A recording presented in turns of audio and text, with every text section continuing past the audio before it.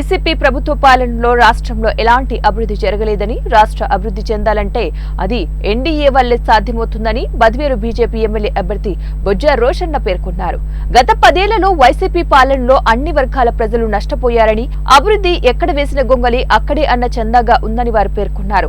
సోమవారం BJP, Janasena, TDP నాయకులతో కలిసి పోరువామిల పట్టణంలోని రంగసముద్రం పంచాయతీలలో ఎన్నికల ప్రచారం నిర్వహించారు.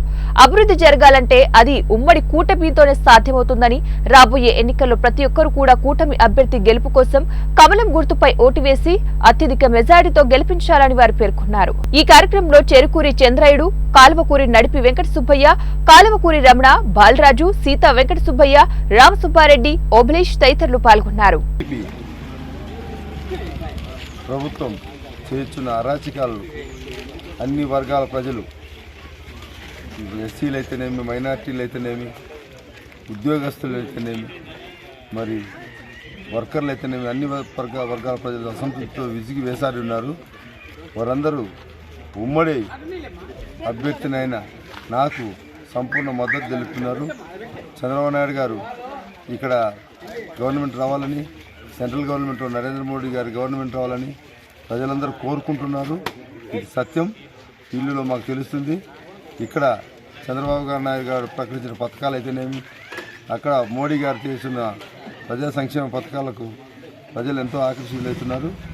ఇక్కడ మన మేనిఫెస్టోలో ఇచ్చిన 6 పథకాలు, మరి నిన్నటికి పెన్షన్ 3,000 నుండి డైరెక్ట్ 4,000 చేయడము, అది ఏప్రిల్ నుండి అమలు చేయడము, ఇసుక ఫ్రీగా ఇవ్వడము, మరి నరేంద్ర మోడీ గారు 1 నేషన్ 1 రేషన్ అనే పథకము, ఆయుష్మాన్ భవ, ఇంకా అనేక సంక్షేమ పథకాలు ఆయన వాటికి కూడా ప్రజలు ఆకర్షితులవుతున్నారు.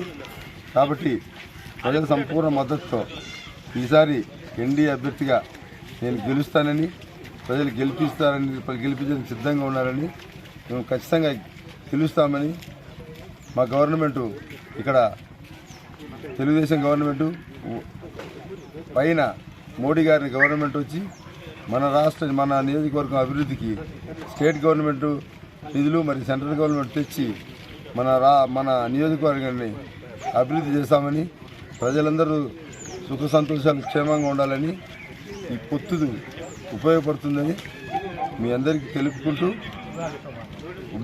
అందరికీ ముందుగా ఉగాది శుభాకాంక్షలు తెలుపుకుంటూ జనసేన, బీజేపీ మరి